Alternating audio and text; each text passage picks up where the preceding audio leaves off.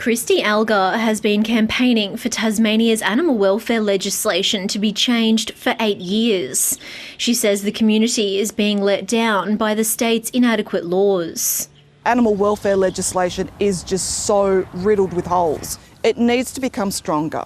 It needs to be applicable to everybody, whether they're working in a commercial setting or whether they're in a suburban backyard, whether it's a paddock out in the middle of nowhere.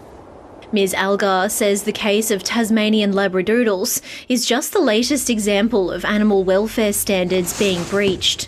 Former workers at the puppy farm have told the ABC they were asked to put live puppies in a freezer and saw dogs hit with PVC pipe and shaken to the point of being stunned, so photos could be taken for the website.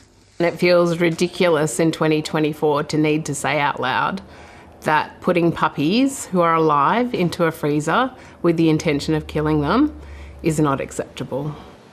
Animal welfare experts say Tasmania's laws lag behind other states like Victoria.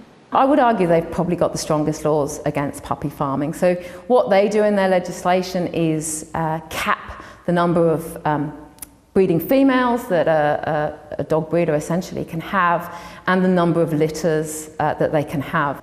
Independent member for Clark, Christy Johnston, says the laws need to be reviewed. Animal welfare legislation in this state is woefully inadequate. It hasn't been, for a start, reviewed in 31 years properly. It is an old piece of legislation. Fundamentally, the legislation isn't based on a principle of sentience. If workers are reporting that they're being told to put puppies into freezers and they're reporting it to the relevant authorities and nothing's happening, that tells you that something drastic needs to change. RSPCA Tasmania says it's eagerly awaiting a draft dog regulations discussion paper, which the state government says will be released in the coming weeks. Tasmanian Labradoodles has also been contacted for comment. Jessica Moran, ABC News.